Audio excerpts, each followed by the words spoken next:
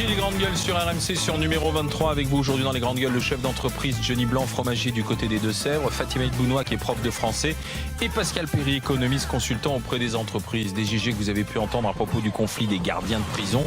Ils bloquaient ce matin l'extraction de Jawad Ben Daoud. Est-ce qu'ils ont raison d'être jusqu'au boutiste ces gardiens de prison?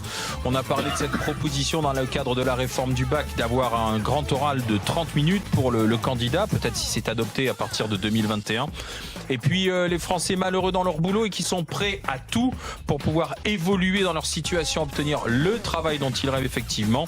Vous avez entendu les prises de position des GG, de Johnny, de Fatima et de Pascal. Revenez prendre la parole dans le GG et vous tout à l'heure à 12h.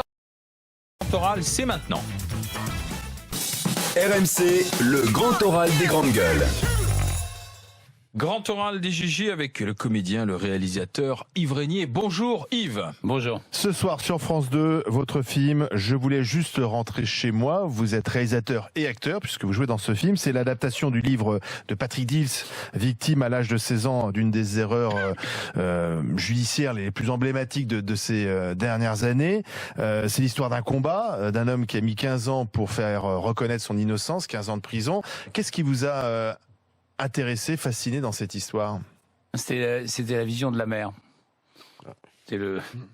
Qui était pas étonnant parce qu'elle a un rôle tellement... C'était interprété par Mathilde Seigné. C'était oui, qui est interprété par Mathilde Seigné.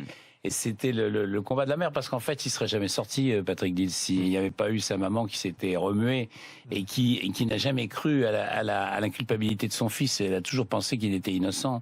Et ça, c'était pas facile, parce qu'il avait quand même avoué 7 fois un crime qu'il n'avait pas commis. Il avait reconnu les pierres avec lesquelles les enfants avaient été tués. Enfin bref...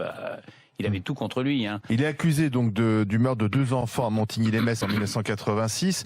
Ce qui est très bien fait dans votre film, il y a certes le combat de la mère, mais tout de suite on voit comment se fabrique une erreur judiciaire. Comment la machine judiciaire peut emporter un jeune homme qui a 16 ans, qui est timide. Il fallait un coupable, hein, si vous voulez. Il faut se rappeler aussi de l'époque à laquelle ça se passe. Ça se passe en 86, c'est le 28 septembre 86. Et l'affaire Grégory, elle est pas loin. L'affaire Grégory, elle est en 84. Elle est 2 ans auparavant. Et donc, si vous voulez, l'affaire Grégory, elle est toujours pas résolue. On sait toujours pas qui a tué ce petit garçon. Et à ce moment-là, si vous voulez, les meurtres d'enfants, là, ça commence à devenir chaud. Et les 2 gamins qui se font fracasser à coups de moellon, c'est même pas à coups de pierre, ils ont le crâne défoncé à coups de moellon, c'est d'une telle violence que je veux dire, là, il faut trouver le coupable. Il fallait vite trouver un coupable. Il fallait vite trouver un coupable. Et d'ailleurs, il le dit à un moment donné, quand l'autre a avoué, il le dit, ça y est, on a un coupable, un bel enculé. Voilà. Ouais, donc les policiers, ils cherchent pas à comprendre. Hop, ils en ont un, ils en tiennent un. Voilà. Ils le font avouer. On voit aussi les méthodes quand même. Oui, bah ça a rien de très nouveau. Hein, si vous voulez, il y a un gentil, un méchant qui se relaye. Et puis, mais c'était facile avec Patrick Dils parce que il n'était jamais sorti des jupes de sa mère et il était, d'abord. Il faut savoir que ce garçon, il a eu une éducation assez rigide. Hein. Il y avait des parents qui étaient protestants et qui lui ont donné une éducation comme quoi la parole de l'adulte, c'est sacré. On respecte l'adulte, on respecte sa parole. Donc à force d'entendre que c'était lui qu'ils avaient tué, que si, que ça, il a fini par... Et que s'il l'avoue, il pourrait rentrer chez lui. Ouais, ça c'était très important. Pour comprendre justement pourquoi ce téléfilm est poignant, cette erreur judiciaire aussi est quelque chose de dramatique. Ça a été une machine à broyer véritablement. Un extrait, écoutez, regardez. Alors, je grimpe sur le talus et je leur cours après. On est toujours d'accord. T'arrives sur les voies et là, tu les coinces contre un wagon, c'est ça? Et tu commences à les frapper. Tu les frappes avec quoi? Avec une pierre. S'il avait fait une chose pareille, vous croyez quoi? Mais moi, je l'aurais dénoncé tout de suite, je l'aurais traîné au commissariat. Ces aveux, c'est n'importe quoi. Calmez-vous, Madame Dils. Je vous rappelle que nous sommes dans une cour d'assises. Et alors?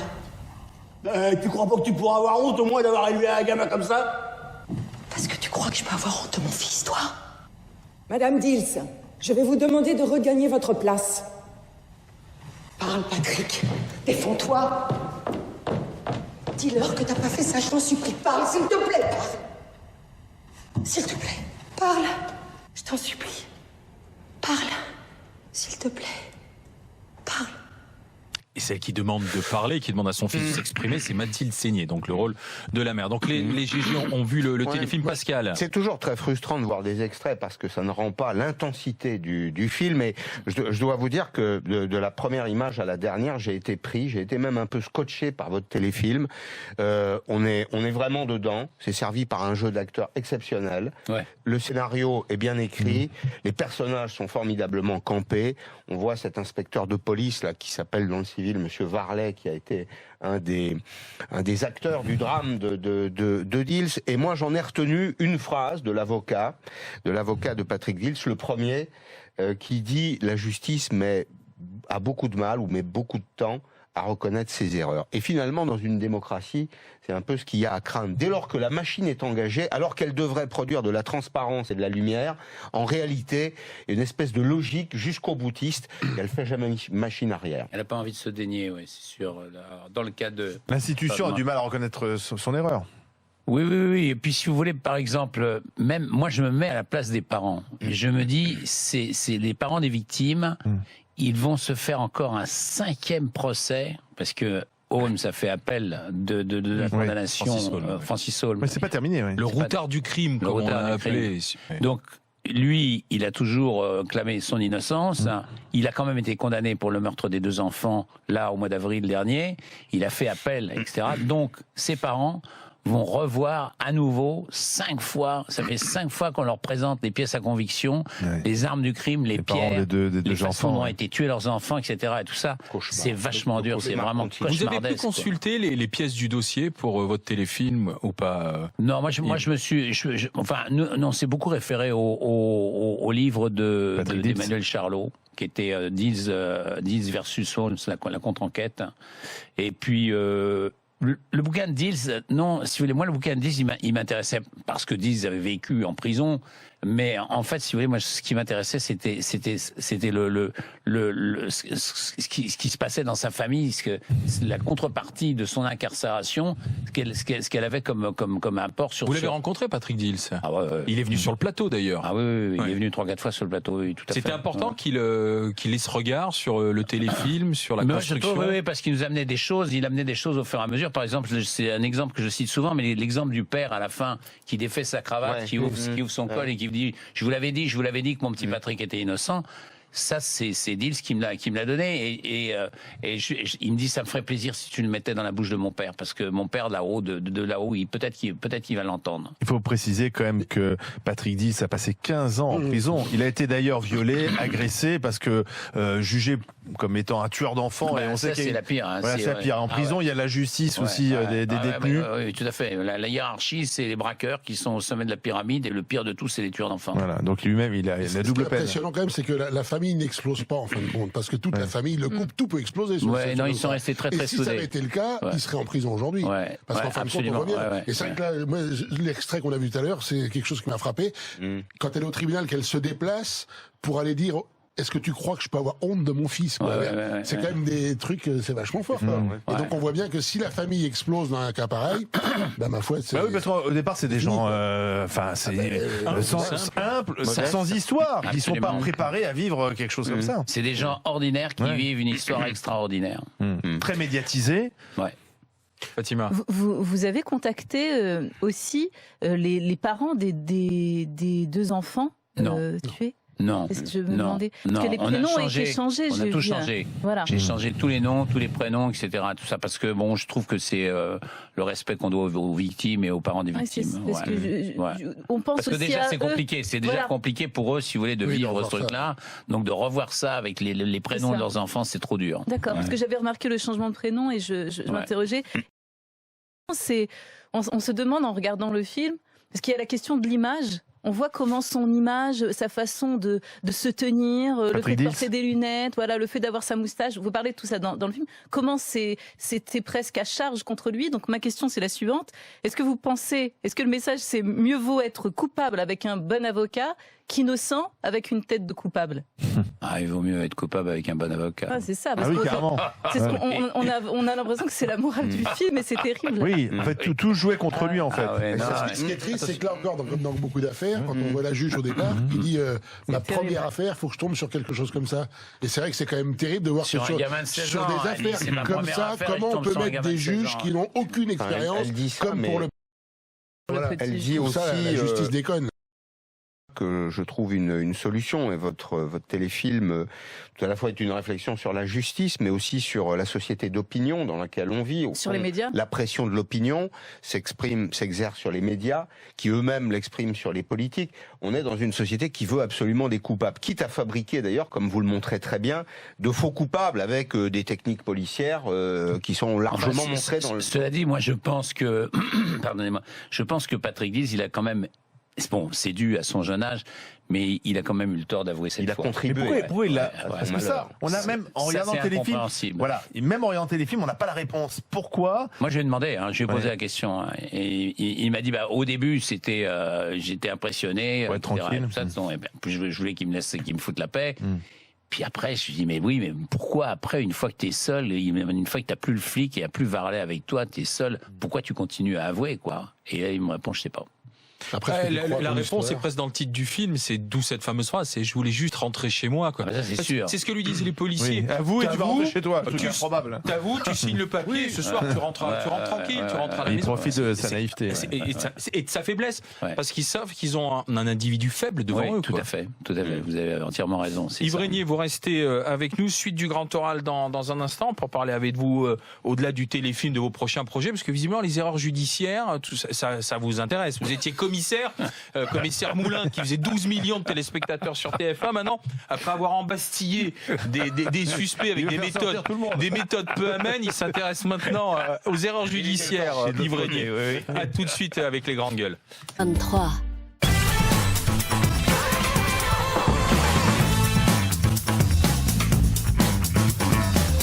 GG, les grandes gueules en direct sur RMC, sur numéro 23, et nous sommes avec Yves Régnier, comédien réalisateur de ce téléfilm. Je voulais juste rentrer chez moi, qui parle de l'affaire Patrick Dills. On parlait de Patrick Dills qui est venu sur le plateau. Vous teniez justement à ce qu'il vienne voir, parce que ça parle de l'erreur judiciaire, ça parle de lui, ça parle de sa famille, ça parle de sa mère. Lui, il a réussi à se reconstruire dans sa vie, Patrick Dills, aujourd'hui. Oui, parfaitement. Il a un gros pouvoir de résilience, ce mec. Moi, il m'a vraiment scotché. Parce que, si vous voulez... et alors... En même temps, quand il m'a posé je lui ai posé la question, je lui ai dit, bon, j'ai lu ton livre, etc. Tu tiens quand même à ce qu'on parle des histoires de viol? Il a dit non seulement j'y tiens, mais je veux les voir. Je veux qu'on voit les scènes. Pourquoi c'est important pour lui? Parce qu'il veut que les gens savent comment ça se passe en prison, et que ça se passe comme ça. Quand t'es jeune, d'ailleurs, la fille qui est ma fille, qui joue ma fille, il dit il fait bien de fermer sa gueule, parce que sinon il va se faire tuer. S'il veut rester en vie, il faut soit qu'il ferme sa gueule, soit qu'il apprenne à se servir de ses poings. Et la phrase, le conseil qui est dans votre bouche, est-ce que c'est une phrase qu'il a vraiment... on lui dit justement, dis-le que tu as été violé, parce que tout ce que tu gardes pour toi, ça s'inscrit sur ta gueule. Je cite, c'est pour ça que j'ai dit gueule. Est-ce que c'est une phrase qu'on lui a vraiment conseillée? Est-ce qu'il a eu en prison je peux pas vous dire. ce type de rencontre, ou cette rencontre elle est purement fictionnelle? Non. Il y a eu vraiment, il s'appelle Pierre Lefebvre, le mec qu'il a rencontré en tôle et qui s'est occupé de lui. Sauf que, si vous voulez, là où c'est de la fiction, c'est que moi on m'a fait intervenir plus tôt, puisqu'on me voit au début, et quand il rentre dans ma cellule, je lui parle pas, je dis rien. On voit très bien que j'ai une espèce de pas d'agressivité, mais de gêne par rapport au gars, parce que je sais ce qu'il a fait. Quand il me dit j'ai volé 2 bicyclettes, là j'ai volé une mobilette, bon, ça va, tu vas pas me raconter ta vie. Et donc voilà, et donc, si vous voulez, ça par contre c'était bidon, parce qu'il a intervenu, Pierre Lefebvre, il a intervenu au procès, après le procès de Reims. C'est là où il a vraiment pris en main Patrick Dills, et où il l'a coaché, quoi. Alors, dans ce téléfilm, celle qui nous a bluffé, c'est Mathilde Seigné, dans le rôle de la mère. Pourquoi avoir pensé à Mathilde Seigné, justement? Parce que je l'aime. Est-ce que c'est une réponse suffisante? Je l'aime, c'est une actrice que j'adore. Voilà. Donc j'avais déjà tourné 2 films avec elle. Et je lui ai dit, parce qu'au départ, elle me dit, ah non, je vais pas faire ça, non, je suis pas le personnage, tu rigoles, etc. Tout ça. Je lui dis, tu ne peux pas dire non à ce personnage. C'est un personnage fantastique pour toi, il faut que tu fasses ce rôle. Elle est rentrée dedans. Et elle l'a fait, et elle est vachement bien. Ouais. Mais alors maintenant, vous allez vous spécialiser. Pardon, je reviens à ce que je disais. Vous avez été commissaire Moulin. On rappelle les audiences de Moulin sur TF1. C'était combien de téléspectateurs? Ça dépendait. Parce que si vous voulez, en général, c'est plutôt pas mal quand même. C'était Hallyday, on avait fait un peu plus de 10 millions. Après, moi, j'avais fait. Quand j'avais fait le récidiviste, j'avais fait pas loin de 11 millions. Puis après, bon, ça descendait un peu. C'était un gros succès, commissaire Moulin. Et maintenant, le réalisateur que vous êtes va vers les erreurs judiciaires. Là, après Patrick Dils, vous allez vous attaquer au cas de Jacqueline Sauvage. Ouais, mais c'est pas une erreur, hein. Non, bien sûr. Mais sauf qu'elle est allée en prison. C'est une lourdeur de peine. Pour avoir tué son mari qu'il a battu toute sa vie. Qu'est-ce qui vous intéresse dans le cas Jacqueline Sauvage? Parce que il y a une vraie question quand même. Fallait-il oui ou non la condamner? Bien sûr. Et fallait-il oui ou non lui mettre autant d'années de prison? Non. Voilà. Non, il fallait pas lui mettre 10 ans de prison. Il fallait pas lui mettre 10 ans de prison. Il fallait la condamner parce que vous pouvez pas tuer quelqu'un sans que ça ait une influence sur le reste du chose. Mais en l'occurrence, si vous voulez, il fallait pas lui donner 10 ans de tôle parce que dans les 10 ans, elle avait 5 ans incompressibles. Il fallait qu'elle fasse 5 ans de prison. Et dans la plupart des cas, si vous voulez, de femmes qui tuent leur mari comme ça et tout, ils se prennent 3 ans, 4 ans, mais pas 10 ans. Sauf que certains magistrats n'ont pas compris pourquoi elle avait été graciée, parce que elle a quand même tué de sang-froid son mari, puisque elle a même avec un fusil. Elle était certes victime de violences conjugales depuis des années, et des magistrats disent que finalement on a envoyé un mauvais message. En graciant Jacqueline Sauvage. Ça, je sais pas si c'est un mauvais message, mais moi je pense que c'est une des bonnes choses du quinquennat de Hollande. Je pense qu'il a eu raison de la grâce. Faire. Le mauvais message, pardon, mais c'est que la société et ses institutions, police, justice, acceptent une situation dans laquelle une femme est l'objet de harcèlement violent chez elle. Et n'a pas d'autre choix à un moment donné. C'est ça, le mauvais message. C'est au fond l'incapacité de la société, de l'état de droit, à régler un problème de liberté personnelle, de liberté publique, qui à mon sens, devrait plutôt attirer l'attention. Cette pauvre femme, au fond, qu'est-ce qu'elle a fait? Elle a fait quelque chose de très humain. Elle s'est défendue. Oui, mais à un moment donné... Oui, le dos, ça n'a aucune importance. Qu'importe. Dans le dos, de face. Elle a mis fin à son cauchemar. Elle a mis fin à son cauchemar, mais si vous voulez, c'est pas ça. Je pense que dans le choix de sa défense, je pense qu'il y a eu un choix qui était pas juste. Le premier choix, c'est que l'avocat plaidait, il avait basé toute sa plaidoirie sur la non-préméditation. Oui. Or, l'avocat général, d'entrée, il a dit, il n'y a pas de préméditation. Donc, il avait basé une plaidoirie qu'il avait plus court. Donc, il s'est mis à essayer de plaider les circonstances atténuantes et qui n'ont pas été retenues par les jurés. Parce que les jurés ont dit, mais qui nous prouve que ces filles ont été violées? Puisqu'il n'y a pas, elles n'ont pas déposé plainte. Qui nous prouve qu'elle s'est pris des coups dans la gueule, puisque elle n'a pas déposé plainte et qu'elle est restée pendant 45 ans avec le mec qui la battait? Qui nous le prouve, ça? Donc, si vous voulez, là, bam, 10 ans. Et donc, ça a recommencé avec cette incapacité à pouvoir s'exprimer. C'est un peu... Elle ressemble, il y a des points communs avec mais oui, parce que je crois que ce qui vous intéresse dans ces profils-là, dites-moi si je me trompe, c'est dans les deux cas, des personnes qui sont tellement victimes, qui ont tellement intériorisé cette douleur de victime, que leur réaction qui nous échappe leur donne des airs de coupable. Absolument. Et on a ça. Et si vous voulez, elle n'a pas été sympathique. Oui. Vous voyez ce que je veux dire? Elle n'a pas attiré l'empathie. Alors, ce téléfilm sur Jacqueline Sauvage, je l'ai placé de quel point de vue? Vous allez refaire sa vie de femme battue, ou vous allez vous intéresser au procès? Quel sera le casting alors, Yves? Écoutez, moi j'ai Toretton dans le regard. D'accord. Pour jouer le mari violent. Pour jouer le mari violent. Et pour jouer Jacqueline Sauvage. Ouais. Muriel Robin. Muriel Robin, ah oui. Ouais. C'est un sacré rôle. Qui m'a dit quand je lui ai parlé de Sauvage, elle m'a dit mais je suis Jacqueline Sauvage. Ah ouais. Elle avait été déjà l'empoisonneuse Marie Bénard. Oui, c'est ça. Mais moi, sincèrement, avec toutes ces histoires, et pour revenir à Patrick Dils, est-ce qu'on peut vraiment faire confiance à la justice? Enfin, moi, ça me terrifie, parce que je me dis, dès qu'on met un pied dans cet engrenage. Tout dépend de votre avocat. Ouais. Ah oui? Ça se joue avec l'avocat? Faut avoir Dupond-Moretti comme avocat. Faut avoir Dupond-Moretti comme avocat. Il vaut mieux avoir Dupond-Moretti. Quel commis d'office. Quel commis d'office. En procès, on va dire, dans votre film, c'est pas simplement la justice, c'est aussi la presse. Tout comme le livre sur Grégory, c'est aussi les médias. Oui, mais c'est aussi quelque part, c'est aussi les médias aussi qui l'ont fait sortir de tôle. Oui, c'est ça, Oui. c'est les deux, c'est le comité de défense que Jacqueline Diels a monté par rapport à l'histoire de son fils aussi. Tout ça, ça a été important, quoi. Alors c'est ce soir, donc je voulais juste rentrer chez moi. Parlons de ce qui s'est passé en 2017 et notamment de la disparition de notre Johnny, que vous avez bien connu, Johnny Hallyday. Ouais, c'est mon pote. Il y a eu des réactions dingues, il y a eu cet hommage incroyable dans Paris. Qu'est-ce que vous avez pensé de tout ça? Vous y étiez à la Madeleine? Pas du tout. Pourquoi? Vous avez été invité ou n'avez pas voulu y aller? Je n'étais pas invité. Ah bon? Ça vous a touché?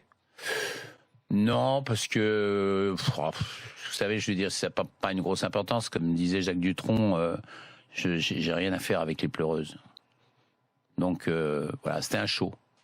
C'était un concert. Et là, j'ai pas été. Il y avait trop de pleureuses? Non, mais je trouve que c'était bidon. Les mecs, ils venaient, ils se montraient, etc. Il fallait être là pour se montrer à l'enterrement de Johnny. Je veux dire, moi, Johnny, je sais ce que j'ai vécu avec lui. J'ai pas besoin d'aller à son enterrement pour. Il est enterré à côté de chez moi. J'habite Saint-Barth, donc j'ai 5 kilomètres à faire en bagnole pour aller le voir. J'irai lui faire des petits coucous de temps en temps. Mais là, vous parlez des people, vous parlez pas des gens qui se sont les personnes, les anonymes qui se sont déplacés. Ah, j'ai trouvé. Voilà. Ah ouais. Ça, c'était différent. J'ai trouvé ça extraordinaire. Voilà, d'accord. Ah oui, ça j'ai trouvé ça extraordinaire. La foule. Ah oui, non, ça j'étais scotché. Mais attendez, parce que là, elle était sincère, la quand foule. vous dites Voilà, parce le que concert c'était des pas- pleureuses, c'est-à-dire que ceux qui étaient à la Madeleine, c'était pas premier forcément ses amis, pas forcément des gens qu'il appréciait ou que lui-même appréciait. Ouais, pas forcément des gens qui le connaissaient d'ailleurs. Ouais. Qui ça, par exemple? Non, j'ai pas de nom. Mais les gens qui ont pris la parole, parmi ceux qui ont pris la parole notamment. Non, je vais pas vous donner de nom, je vais pas commencer Non, à vous demandez. Non, mais c'est parce que pour nous, on avait l'impression que c'était sa famille et vraiment tous ses amis qui étaient à la Madeleine. Simplement en tant que spectateur. Moi, j'y étais pas. Mais je peux vous dire que j'étais très pote avec lui. Très copain, quoi. On a fait un bout de chemin ensemble, on se connaissait depuis les années 68. Donc, je dirais même 67. Il était à Rio, je l'ai rencontré au Brésil, et donc on était devenus potes. Après, on s'est un peu perdu de vue. Après, on s'est revus grâce à Daniel Angeli, qui était devenu son photographe officiel, etc. Et puis là, on a commencé vraiment à se voir, à partir en vacances ensemble, aux Maldives, à Saint-Barth. Et là, Saint-Barth, vous voyez quand vous étiez à Saint-Barth ou pas? Ouais, absolument. Ouais. Mais après, il y a eu des embrouilles entre bonnes femmes et ça a foutu un peu la merde, quoi. Ah mince. Embrouille entre bonnes femmes, ça veut dire. Laetitia, c'était plus dur avec Laetitia? Non, mais pas avec moi. Je veux dire, moi, j'ai rien à voir avec le truc. D'ailleurs, Johnny un jour m'a dit, quand on s'est vu à l'enterrement d'un copain, il m'a dit, Yves, t'es mon invité permanent à Los Angeles, tu peux venir quand tu veux, mais ta bonne femme, elle reste ici. Alors, tu vois, moi, là, à partir de ce moment-là, je me suis dit, bon, c'est cassé, quoi. Le truc est cassé. Ouais. Et là, j'ai pas pu je l'ai pas rappelé quand j'étais à Saint-Barth. Je l'appelais plus parce que bon. Donc là, en fait, on avait organisé le show de l'enterrement de Johnny, quoi. En fait, c'est ça. C'était assez mondain. Moi, j'ai trouvé. Ouais, c'est marketing. Pas la foule. Non, mais la foule Madeleine qui était là à l'enterrement, j'ai trouvé ça poignant. Non, mais là, ce qui est intéressant, c'est que c'est le pote qui parle. Ouais, c'était extraordinaire. Je suis pas sûr qu'il aurait aimé moi ce type d'enterrement, le Jojo. Je suis pas sûr. Ce que j'ai trouvé très touchant, c'était son orchestre. Ah oui, c'était bien. Ah ouais. Ça, alors, l'orchestre qui jouait comme ça et tout, là, j'ai trouvé ça formidable. Ouais. Et petit à petit, c'est les pages des années 60 qui se tournent, là, monsieur Yves Régnier. France Gall. Vous connaissiez aussi avec France Gall? Non, pas du tout. Non. C'est pas. Ça faisait pas partie de mes. C'était pas la même équipe. Et alors l'autre événement aussi là de cette fin d'année, c'est ce mouvement qui est parti d'ailleurs du milieu du cinéma américain, la dénonciation des violences sexuelles, du harcèlement, l'affaire Weinstein. Balance ton porc. Ouais. Moi ça me fait chier. Pourquoi? Parce que je sais qu'est-ce que ça veut dire balance ton porc. Je veux dire, c'est de la connerie. Moi je suis pro Catherine Deneuve. Qui a dénoncé le truc et qui a dit moi une main au cul ça me fait du bien. Ouais, elle a été très critiquée pour avoir dit ça. Je suis pas sûre qu'elle ait dit cette phrase telle que vous l'avez dit. Qu'est-ce qui vous embête, c'est la forme que ça prend ou c'est même le fond? Non, c'est la forme et puis c'est la reprise et puis tout d'un coup, je veux dire, d'abord toutes les femmes ne sont pas contre la drague. Mais là, c'est pas un truc contre la drague. Le balance ton porc, c'est pas la drague qui est. Non. C'est l'agression, le harcèlement, la pression. Ouais, mais je dis Weinstein, vous me citez Weinstein. Moi, je vous dis que les nanas qui montaient dans la piole de Weinstein, elles savaient très bien où elles allaient. Elles savaient ce qu'elles allaient faire, elles savaient où elles allaient, elles savaient qui était Weinstein. C'est pas tant ce qui s'est passé. Enfin, le viol, évidemment, le consentement, c'est essentiel. Mais c'est le mouvement qu'il y a derrière qui me gêne, moi. C'est un mouvement, quand même, de normalisation, de standardisation des relations entre les hommes et les femmes. C'est nous faire entrer, finalement, dans une société de surveillance. Ah, tout à fait. Surveillance des gestes, surveillance des intentions. Et moi, je pense que ça prépare un cauchemar social. Et que ça organise une espèce de guerre entre les hommes et les femmes. Il y avait déjà les gens des villes contre les paysans, les fonctionnaires contre ceux du privé. Maintenant, on est en train d'organiser finalement. Quand tu écoutes Karine Deas qui dit la peur doit changer de camp. Oui. J'ai pas envie de vivre dans une société où la peur doit être dans un camp ou dans l'autre. Elle parle de la relation entre avec la victime. Non, c'est pas le camp homme-femme. C'est pas ce qu'elle dit. C'est pas ce qu'elle dit. Oui, mais par exemple, vous voyez, je trouve que c'est anormal. Allez-y. Il y a un train qui part. Oui. C'est anormal que aux États-Unis, par exemple, un homme ne monte pas dans un ascenseur avec une femme si elle est seule. C'est pas normal, ça. Qu'est-ce que ça veut dire? Non, mais j'ai pas envie de cette société-là, moi, c'est clair. Oui, mais on a aussi dénoncé les frotteurs dans le métro, le harcèlement sexuel, enfin tout ça, c'est des choses qui existent. Quand on interroge les femmes, elles disent qu'elles ont toutes été emmerdées dans le métro par des types... Vous considérez quoi? Que vous, à une époque, comme un dragueur un peu lourdingue, vous-même, vous avez importuné, vous avez parfois dépassé les bornes ou pas? Jamais. Mais moi, j'aime pas draguer, moi, ça me fait chier. D'accord. Moi, je préfère être dragué. Mais vous auriez pu attraper un type par le col s'il était allé trop loin avec une femme ou pas? Avec la mienne, oui. J'imagine. Quels sont vos projets, Yves Régnier, alors après la Dils, ensuite Jacqueline Sauvage? Qu'est-ce qu'il y a dans les dossiers? L'euthanasie. Ah oui. Pourquoi? Parce que ça m'intéresse, le droit. C'est que des sujets très très joyeux. Non, mais bon. Mais si vous voulez, moi, il y a des gens qui font très bien des comédies. Et moi, je pense que c'est pas mon truc. Et l'euthanasie, oui, je trouve c'est intéressant. C'est extrêmement polémique. Oui, c'est normal qu'on devrait se suicider en Belgique aujourd'hui. Et oui, c'est anormal, quoi. Je veux dire qu'on soit obligé. Moi, j'avais une copine, elle est partie en Suisse pour se faire euthanasier. C'est anormal. Il devrait y avoir une loi qui permette aux gens de choisir leur propre mort. Ça vous touche personnellement? Parce que c'est quelque chose qui vous interpelle ou pas? Non, pas personnellement, mais si vous voulez, je pense que il faut laisser aux gens le choix. Je trouve que c'est important d'avoir le choix. Et vous allez partir pour ce téléfilm sur l'euthanasie d'un fait particulier, d'une histoire particulière? Non, j'invente tout. Vous êtes en train de l'écrire? Bah ouais, c'est ce que j'ite là bien là en ce moment. Ouais.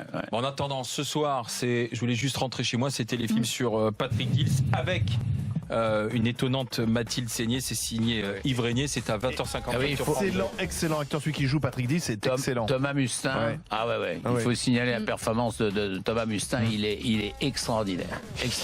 Merci Yves Régnier d'être passé par le grand oral des GG, merci beaucoup. On enchaîne avec le GG et vous, et c'est une journée, et à demain 10h.